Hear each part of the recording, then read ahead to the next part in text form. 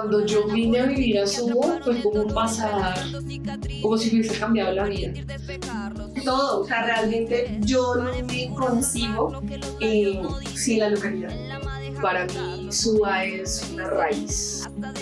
No sé, yo creo que eso ha sido como todo mi aprendizaje. Es volver a como un renacimiento. Ay, es mi segunda casa. Siento que Suba son mis raíces. Para mí fue una época muy importante, fue una época en donde yo me desarrollé profesionalmente, porque yo me considero una trabajadora social, una artista. Suba ha sido mi lienzo. Suba es el lugar donde quiero, si en algún momento tengo hijos, que siga mi legado en el territorio. Pieles que resisten el invierno, días, noches de eclipses, sanar heridas con sonrisas en horas tan grises, entrelazar sus brazos cuando no te determinen. Wow, es que yo siento que las artes son la expresión del alma. Empecé a tener un dolor profundo allí porque se estaban degradando los procesos y las dinámicas culturales. Hemos estado trabajando durante 30 años en el mismo territorio con las diferentes formas de hacer las cosas, pero con los mismos objetivos, que es transformar y mejorar las condiciones de vida de hombres y mujeres, ¿cierto?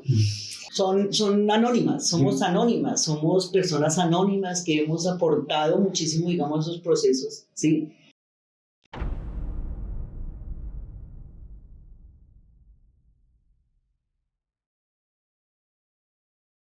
Yo llego a Suba a la edad de 3 años. Yo soy subeña más que bogotana, porque además cuando yo llegué a Suba, todavía Suba era un municipio. Estamos hablando del 1978. Cuando yo era pequeña, Suba eran fincas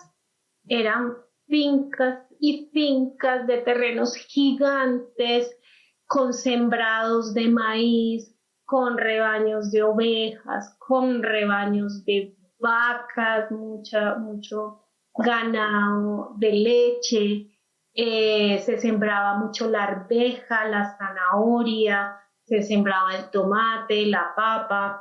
Yo llego a Suba en el año 85, 86, ¿sí? Ahí llego y empiezo unos procesos personales. Yo siempre trabajé, de ahí para atrás yo estuve trabajando como secretaria, sí, haciendo cosas varias de esas, pero pues finalmente a mí toda la vida me persiguió el arte. Él me perseguía, yo le sacaba el cuerpo, no, mentiras. Él me perseguía en todo el sentido de la palabra. Entonces comencé a hacer trabajos pequeñitos en una escuela que era la escuela piloto que quedaba en Tibaguyes, ¿sí? Entonces yo empecé como a vincularme desde ahí en el año 90. En el año 90 comencé a vincularme a procesos creativos, a procesos de enseñanza, a procesos de formación. Yo llegué a la localidad en el 88, llegué precisamente por un proceso de seguridad y para continuar un trabajo político, ¿sí?, que traíamos en el sur. Entonces llego a la Corporación Cometa, que era una apuesta de, si bien no todos eran de la militancia, era una apuesta política que se tenía de trabajo amplio desde lo cultural, ¿sí? En esa medida, pues entonces continúo haciendo formación desde las artes, pero con un gran sentido pues social, de las realidades sociales, que de alguna manera esto es lo político.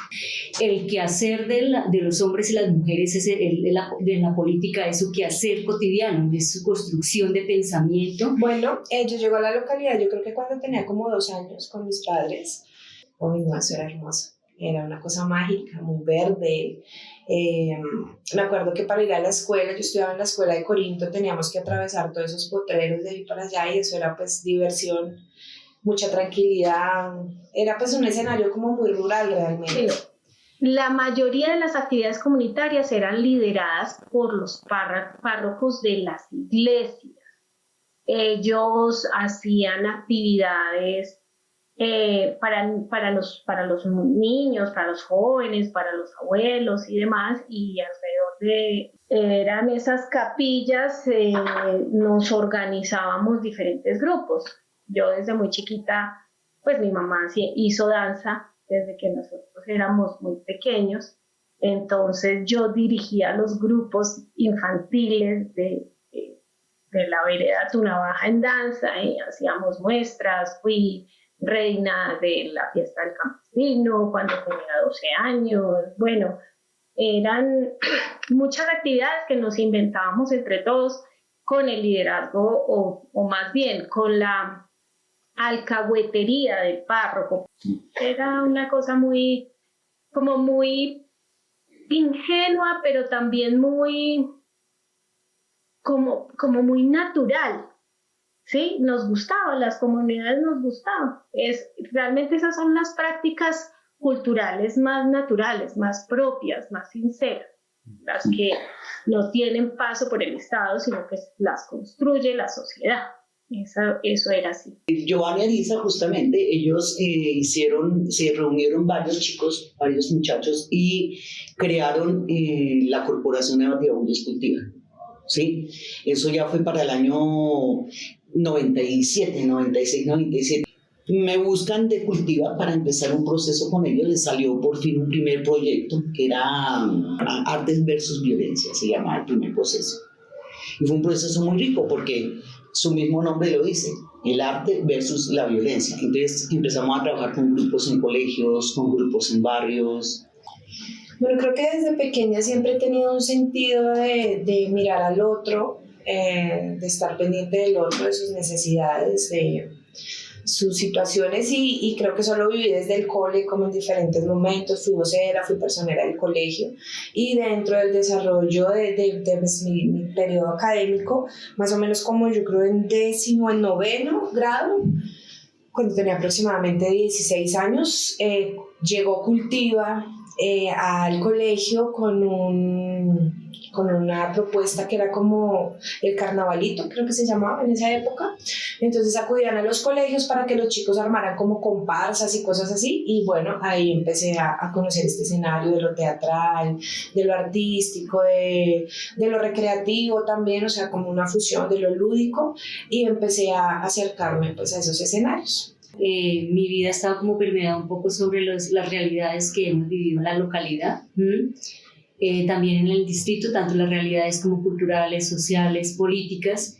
Entonces, en esa medida, pues he estado muy inmerso como en todos los procesos. Nosotros jugábamos como un papel importante en esos procesos culturales porque hacíamos parte, por ejemplo, del Consejo Local de Cultura, nos metíamos en todos estos escenarios sociales y culturales que eran supremamente importantes para nosotras porque pues desde allí se decidía las políticas, ¿sí? Tanto de la localidad como del distrito. Asimismo, más adelante, pues participaba también del COLMI, ¿sí? del comité nacido el Comité Operativo Local de Mujer y Género. Entonces, porque consideramos que estos escenarios eran de representación y pues nos ayudaban tanto a cualificarnos, pero también a aportar un poco desde la mirada popular que nosotros traíamos de trabajo. Estaban allí pues algunas mujeres de lo que representaban la Cometa, que era una organización que estaba en el Rincón, y la verdad era muy importante su participación, pues fue tan certero que por hoy influyeron mucho en la base de lo que la cultura fue en su momento, que además tuvo un momento de boom en toda la sociedad bogotana y distrital, porque Suba llegó a ser la localidad más fuerte en cultura, y ellas eran parte de las líderes que forjaron ese comité. Creo que fue un momento muy importante porque también fue un momento revolucionario, es decir, empieza a surgir, fue como entre el 82 y el 90 y algo, y empieza a surgir también una dinámica en la población subeña fuerte de activación política. El M19 llega a Suba y se instala al lado de nuestras casas. Nosotros no sabíamos que era el M19, sin embargo el M19 empezó a instalar algunas casas, organizaciones, y a dinamizar procesos de activación también de más que de política beligerante, porque nunca lo sentí así, lo viví en algún momento porque nos tocó vivir una cosa de violencia directa, pero realmente lo que se activaba era espacios de conversación. Eso es construir, para nosotros la educación popular es eso, es construir conocimiento y pensamiento desde el quehacer cotidiano. Entonces en las luchas de las mujeres también es eso, es reconocer, y nosotros nos damos cuenta, era reconocer pues un poco cuál era el papel que nosotras teníamos, ¿sí? De mucho valor, porque eran las mujeres encarnadas las que habían hecho esos procesos. Bueno, yo la verdad en ese momento, en ese preciso momento, no tenía como muchas nociones pedagógicas en el sentido profesional de la palabra. Es decir, es que un niño de 7 años aprende esto y aprende aquello, un niño de 9 años aprende... No, yo no tenía como esas nociones en términos, digamos, formales o en términos profesionales. Sencillamente era más lo intuitivo, el hecho de ser mamá, el hecho de ser artista. Soy muy sensible con el tema del trabajo. Esos grandes seres que quedaron de esas experiencias, ¿no? Y yo lo recuerdo realmente como mis maestros. Digo, ellos son mis maestros y son mis maestros para ser yo quien soy hoy, ¿sí? Entonces me encuentro con un Nelson Murcia, con una Fabiola Morgante, con Carlos, Carlos Castañeda, Oscar Castañeda y otra serie de personajes con los que nos sentábamos a estudiar, a leer, a profundizar, para ir a hacer un taller con los niños. Entonces, vamos a hablar de lo lúdico creativo, y qué es lo lúdico, y qué es lo creativo. Vamos a leer, era una cosa, yo decía, eran re ñoños, bien ñoños, tocaba leer, pensar, escribir, articular, y siento que eso fue permitiéndome comprender, porque siento que a veces es un pensamiento que se da de las personas que ingresan a estudiar trabajo social, es como, no, eso es fácil, no hay matemáticas, no hay que pensar, solo hay que ir a hacer cosas con la gente. Y dentro de ese proceso teórico, práctico y de encuentro con otros, algo que me dejó a mí es eso, no, el trabajo social es un trabajo formal, es un trabajo de investigación, de profundidad, o sea... Al mismo tiempo se daba lo que ya les contaba, los escenarios que sobre todo desarrollaba la Cometa, ¿no? Y Cultiva, alrededor de las tertulias de análisis político, que fueron fundamentales porque pues yo a mis 15 años estaba leyendo el Manifiesto de Marx, cosa que no hacía tradicionalmente otro muchacho de esa edad. ¿Sí? E hicimos comparsas para acompañar y apoyar la constituyente, hicimos movilizaciones, y yo era muy joven en esa época y estaba ahí activa promoviendo. Fue muy importante que todas esas organizaciones fueran surgiendo. Creo que la ciudad de Bogotá y las dinámicas de construcción política que se estaban desarrollando también fueron muy importantes, porque ellas pues iban orientando hacia la construcción de un camino político en el cual las organizaciones de base social pudieran ir formalizándose para de una manera formal empezar a recibir recursos. Si uno le daban un proyecto, por decirte algo, en esa época de 6 millones de pesos para ejecutar, ¿sí? Entonces uno agarraba 20 chinos, 30 chinos, se los traía cada 3 días, iba por ellos, trabajamos, se acababa la plata, se acababa el proceso. Entonces es como una de las críticas grandísimas que tengo yo en el sentido de los procesos socioculturales y de los procesos artísticos en cualquier localidad de Bogotá, en cualquier espacio de Bogotá. Y es que los procesos son limitantes, los procesos son truncados, son muchos. De pronto les queda algo resonando ahí, pero no hay soluciones de verdad a los problemas de base que uno sabe. ¿Qué pasa? Ahí estábamos con todo el poder y todo el amor, la palpitación en el corazón por esa apuesta que teníamos en ese momento, que era Cultiva. Es que sí, realmente yo siento que Cultiva a mí me hizo, y más que Cultiva, porque siento que ese es un nombre de un estado, de un lugar, de una entidad, siento que esa experiencia ya fue lo que hace que mi corazón palpite con fuerza y diga, esto es, o sea, el encuentro con la gente, el conversar con la gente, el tratar de aproximar sin tener uno como esas limitantes de pronto institucionales, el trabajar desde una ONG, desde el trabajo comunitario.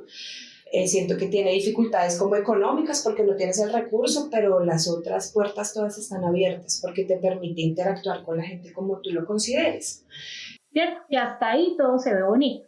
Ya luego, pues lamentablemente, como seres humanos que somos, que nacemos con la posibilidad de ser corruptos o no, simplemente tomamos las decisiones de luego asumir recursos y darle un manejo indebido. Eso es decisión del que sea. Pero en ese momento el gobierno establece algunas dinámicas para relacionarse también con la asignación de recursos del pueblo, que recibe por impuestos para organizaciones culturales de base que necesitan desarrollar sus ejercicios con recursos. Creo que eso, si bien es un beneficio para esas organizaciones, desnaturaliza en parte muchas de esas prácticas, el cómo se daban orgánicamente esas prácticas culturales, porque esas prácticas culturales cuando nacen de la sociedad que está allí, esas prácticas se convierten en mucho más, son sinceras, son las que deberían recibir incluso sin ningún trámite y sin ninguna formalización. Eso es lo que yo siento que pasa con todos estos procesos. Yo siento que todas estas ONGs que existen en el planeta, ¿sí?, nacen con un sueño y mueren con la ambición, ¿sí? O sea, nacen con el sueño de hacerle el bien al de frente, pero se empiezan a dar cuenta que estas familias pobres, que estos niños pobres, que el chin, resultan siendo un insumo para poder hacer un proyecto y que me den plática. De esa plática, digamos, por ponerle un valor y poder hacer una estadística, me dan 100 millones de pesos, entonces gasto 60 en el proyecto y me quedo con 40. ¿Sí? Más o menos esa es como la proporción. Y yo empecé a darme cuenta que todas esas organizaciones de base tenían ese modelo, ¿sí? Yo no estoy en desacuerdo hasta un punto en que las organizaciones mínimo tengan cumplido. O sea, que dentro de los proyectos se contemplara el tema administrativo y el tema salarial, que ahora es así, pero en ese momento no mucho, ¿sí? Entonces, yo no estoy en desacuerdo con que las entidades crezcan, con que las organizaciones crezcan económicamente, siempre y cuando no sea el derrotero de las organizaciones hacer plata. Y uno lo que se da cuenta es que todas estas organizaciones lo que hacen es eso, querer hacer dinero para sí. O sea, siento que allí todavía impera el más fuerte, ¿sí? Frente a la pelea de quién puede ganar, ¿sí me entiende? Todavía impera lo del más fuerte. Y dos, es que también hay una mayor credibilidad a las palabras, a las líneas, a las políticas o a los programas que propone una persona, un hombre. Pero considero que también hay que trabajar con ellas en la cotidianidad, es cómo conseguimos ingresos. Hay mujeres que no podemos salir a trabajar por el cuidado de niñas y niñas, es una realidad, ¿sí? Entonces, ¿cómo podemos conseguir ingresos? ¿Cómo decidimos hoy día de que si quiero la maternidad, esa sea una de tantas opciones en mi vida, que no sea la única para poderme desempeñar públicamente? O sea, porque dicen que ya soy la esposa de, o soy la madre de, entonces eso me lleva. No sé, hay tantos temas que podríamos trabajar para precisamente hacer conciencia y avanzar sobre la equidad de género. Y era muy interesante, precisamente porque como era tan innovador, siento yo que había una percepción del restablecimiento de las mujeres un poco confundida. En ese momento el liderazgo del proceso lo llevaba un hombre, era como el que daba línea, las señoras también pues que acompañaban el proceso como temas muy tradicionales que yo les decía, como tenemos que ser muy respetuosas y muy cuidadosas, ¿no? Frente a eso yo creo que he podido tener una postura siempre muy clara. No soy feminista, no soy machista tampoco, obviamente, siento que soy defensora de derechos humanos, que me ha permitido tener una lectura como muy tranquila. Entonces, cuando empezamos ese proceso fue muy interesante, pero a la vez fue muy retador, porque yo decía, tengo que ser muy cuidadosa con la información que estoy compartiendo con las mujeres, porque hablábamos de esa construcción de lo político y del poder desde el hogar. Entonces consideramos que de allí, desde los escenarios donde estábamos, lo que teníamos que intentar hacer es la transformación de roles estereotipos, ¿sí? Precisamente de hombres y mujeres, ¿sí? Porque una de las cosas, por ejemplo, que consideramos era que solas no podíamos llegar allí, o por lo menos yo siempre lo he considerado, es que es hacer conciencia también, ¿sí? Pues siempre hablamos ahora de lo binario, aunque hoy ya los y las jóvenes ya no quieren ese tema de hablar de lo binario de hombre-mujer, pero en aquella época lo hacíamos, entonces era cómo conseguir aliados también hombres, pero que fueran sensibles a las realidades de las mujeres. Era hablar desde lo cultural, o sea, desde lo cultural es supremamente importante porque es desde allí, la cultura es la que transforma, la que nos va a permitir como pensar en esos roles, en esos estereotipos, ¿sí? en esas formas de vida que llevábamos las mujeres que de pronto no eran muy visibles. Entonces lo bonito era eso, que podíamos hablarlo desde este derecho, ¿sí? Entonces como que yo, por ejemplo, intenté trabajar casi todo lo que hacía en lo comunitario desde este derecho en la política, ¿sí? Pues yo la verdad nunca me sentí como mujer discriminada, no, porque siento que dentro de los procesos que se hicieron en la corporación, porque es que no todo es malo, o sea, hay procesos muy bacanos y muy bonitos, pero digamos que dentro de todo eso el hecho de ser mujer no, para mí no fue, lo que pasa es que como yo no soy ni niño ni niña finalmente, o sea, yo soy una persona muy genérica, en el sentido de la palabra, yo puedo ser íntima tuya de un hombre, de una mujer, igual, o sea, como que no se siente que yo tenga que tener algún tratamiento especial por ser mujer, ¿sí? Entonces, la verdad, yo no sentí discriminaciones de orden desde lo femenino, desde mi feminidad, ¿sí? Eso no significa que la sociedad en otras dimensiones, pues, genere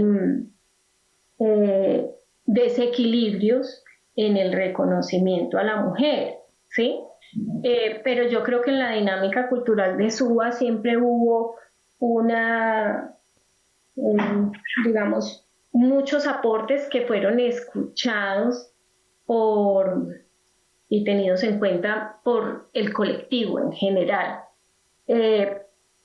Y pues la dinámica se fue dando de una manera como muy virtuosa en ese sentido, ¿sí? Hoy se habla sobre economía del cuidado, que es todo lo que hemos aportado las mujeres en términos femeninos. Pero ahora se me olvidó, pero desde el marxismo lo llamamos de otra manera que se me da la palabra. Era lo mismo, era estudiar cómo nosotras desde la casa organizábamos la economía. Y como dicen que las familias eran pequeños estados, por decirlo de alguna manera, entonces organizábamos la economía, por ejemplo, familiar, pero además de eso organizábamos la cultura. Imagínate, con el saber y con lo que nosotros le decíamos a nuestras hijas e hijos en la cotidianidad, porque como ellos salían a proveer, ¿cierto? Entonces nosotras éramos las que teníamos toda esa carga. Bueno, en los territorios, ¿yo qué hacía? Yo iba a reuniones, o sea, básicamente mi trabajo era reunirme con familias, en primer lugar, porque era como mi fuerte, o sea, descubrí que era como mi fuerte en el área social, era reunirme con las familias, realmente el pretexto eran los niños, pero mi idea era, mire, la mamá, ese papá, ¿qué saben hacer? Están sin trabajo, ¿qué podemos hacer? Venga, les enseñamos a temas económicos, no temas económicos muy elegantes, pero sí, venga, cómo hacer economía en la casa. A mí se me ocurrían cosas como esas, ¿sí? Cómo cocinar más efectivamente y menos costoso, o sea, cosas así que yo decía, venga. Entonces empezamos a crearnos y a imaginarnos entre todos en la corporación ese tipo de cosas, venga, cómo hacemos procesos con familias, ¿sí? No solamente con los niños, sí, traer los niños, el proceso, que pinten, que dibujen tal, pero las familias, porque siempre la pregunta era, ¿pero qué? Yo siempre quise hacer este tipo de acciones, pero no teníamos el recurso. Ahora, formo parte de una institución, pero tengo un recurso para ejecutar y tengo unos jóvenes con quien trabajar y unas familias. Entonces siento que cuando tú tienes un buen engranaje de eso, logras hacer muchas cosas. Yo que he hecho este año y medio es como aprovechar todas esas posibilidades que se han dado para fortalecer mi trabajo en territorio, ¿sí? Para gestionar más, para armar, tejer más redes y para generar tejido social.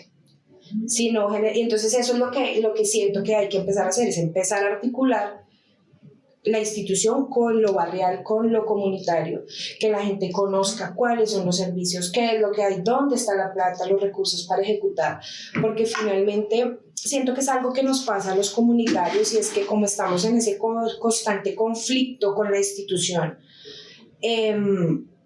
nos quedamos en eso y dejamos de tejer relaciones y redes, porque finalmente en la institución está el dinero. En la institución están las mejores alianzas para ejecutar y lograr transformaciones en el territorio.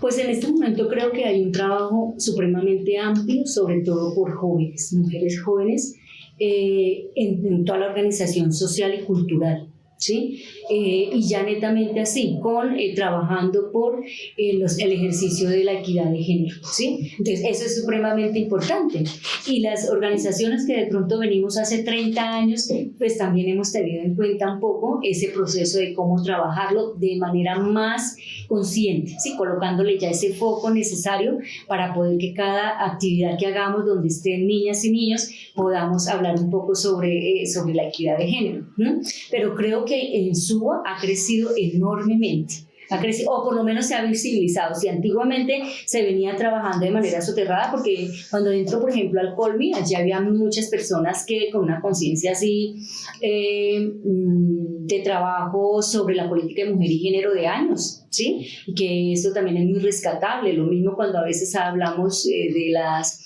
feministas un poco más radicales, uno dice por la existencia de ellas y gracias a ellas es que hoy sí tenemos muchos derechos avanzados, por ejemplo, ¿sí?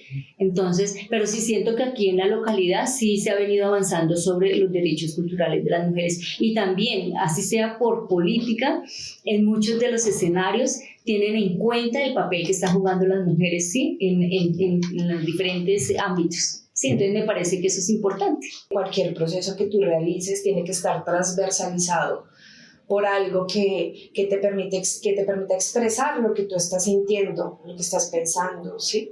Y siento que ahí el arte es el aliado principal. Además que en el arte tú puedes descubrir habilidades.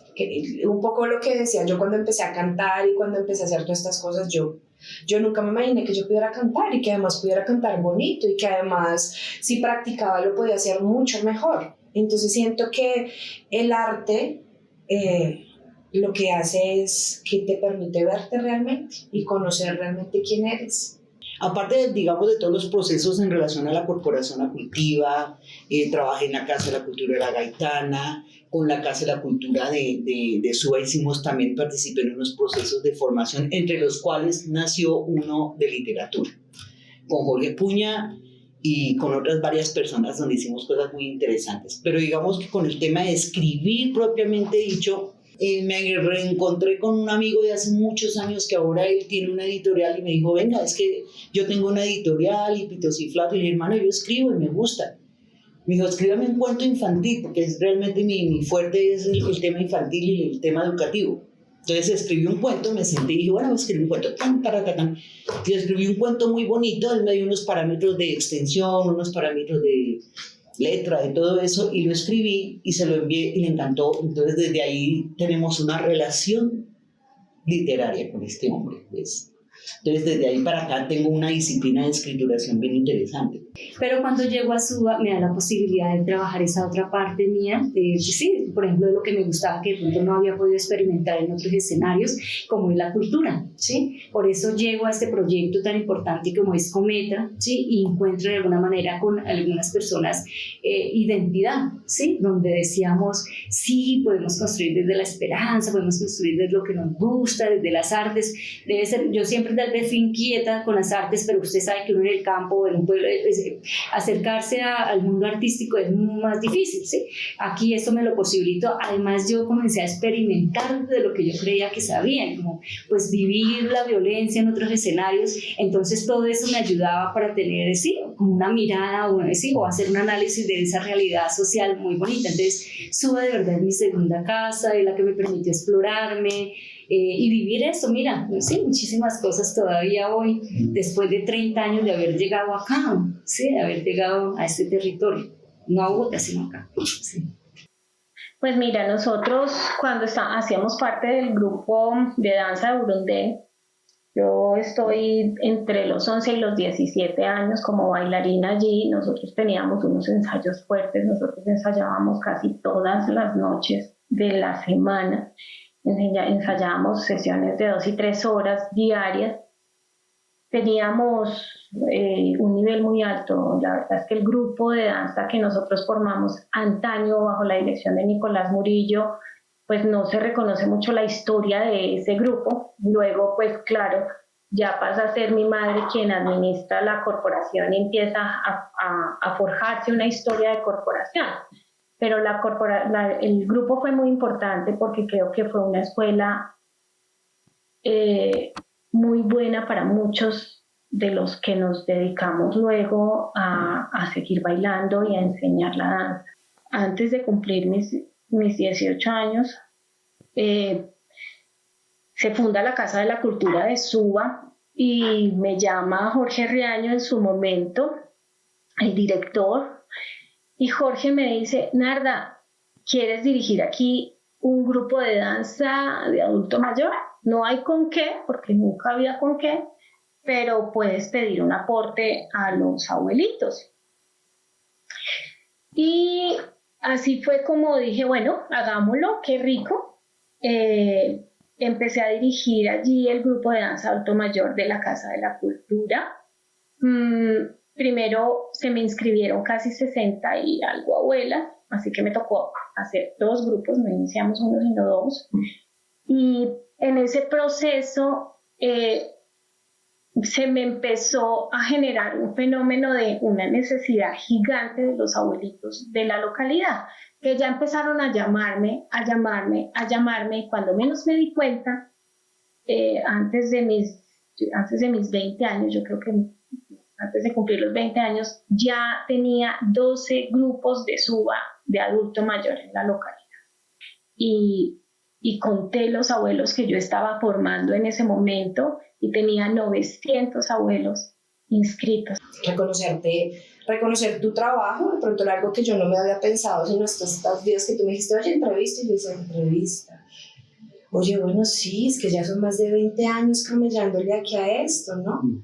Y persistiendo en temas y manteniendo unas posiciones también, unas posturas que permiten que hoy el trabajo se desarrolle como se desarrolla. Mire que Sonia toca un tema muy interesante y es el tema de las generaciones, ¿sí? Yo siempre he pensado que las personas que vamos envejeciendo sin la necesidad de descartarse, tienen que ir dándole espacio a las siguientes generaciones para darle continuidad a los trabajos, más en el trabajo social, en cualquier espacio, en el trabajo específicamente social. Yo siempre pensaba eso, va a llegar un punto en que uno va a estar obsoleto en el sentido de que la vida va cambiando, la vida va avanzando y las nuevas generaciones tienen que venir a asumir esos nuevos retos, ¿sí? El tema es lo que ustedes dicen, el reconocimiento a ese bagaje que ya quedó sembrado de las personas que estuvimos antes. Nuevas generaciones venían a cubrir y a generar los liderazgos que nosotros veníamos desarrollando. Claro, yo desarrollé unos liderazgos que eran necesarios en mi contexto, pero empezaron nuevas necesidades de la sociedad en Suba a nivel cultural, que seguramente yo, que ya tenía unas dinámicas de lo que a mí me había pasado o de lo que yo viví, pues ya no eran las naturales. Y digamos que me preocupa cierta ansiedad en que las dinámicas que sean las que en este momento sean las que la sociedad sueña, necesita, se puedan estar desarrollando, y que aquellos que quieren dedicarse y que se han dedicado sistemáticamente a la cultura lo puedan hacer de una manera sana, transparente y sobre todo comunitaria, porque esa era la base de la acción cultural en Suba era 100% comunitaria. No dependía de nosotros los líderes culturales, dependía de un liderazgo y una comunidad que aportaba y la transformaba.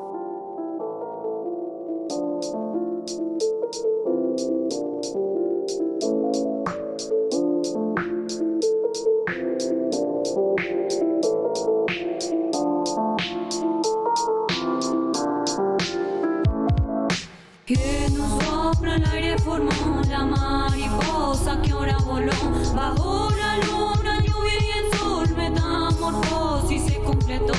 Que nos sopla el aire formó la mariposa que ahora voló bajo la luna, lluvia y el sol, metamorfosis se completó.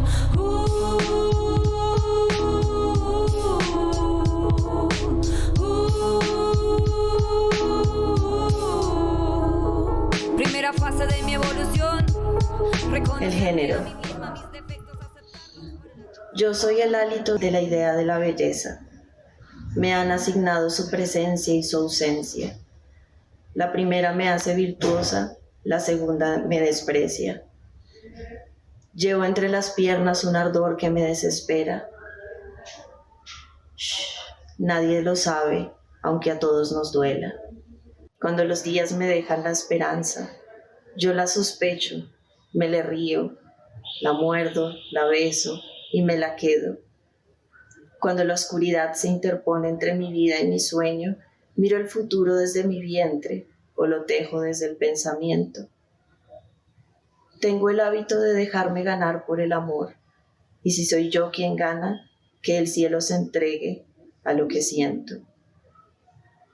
Cuando me entrego al río, él se mete en mi cuerpo y no lo detengo aunque haga frío. Él fluye y fertiliza mi hogar, me humedece los labios y el verbo.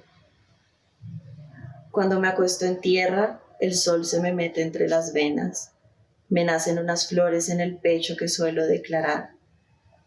Y cuando hay sequía y se me recuesta la ira, revienta mi seso en los recuerdos y las decisiones. Soy libre, respiro, me amenazan y yo respiro, me someten y yo respiro, me sangran y yo me desaparezco. El cielo sabe, no puede ser testigo, no ve, no quiere como nosotros lo hacemos. Pero si tú me respiras cerca, me abrazas la voz y moras en nuestra presencia, seremos testigos ambos de lo que es, aunque no quisiéramos que fuera, de lo que será si entre nosotros amar se pudiera.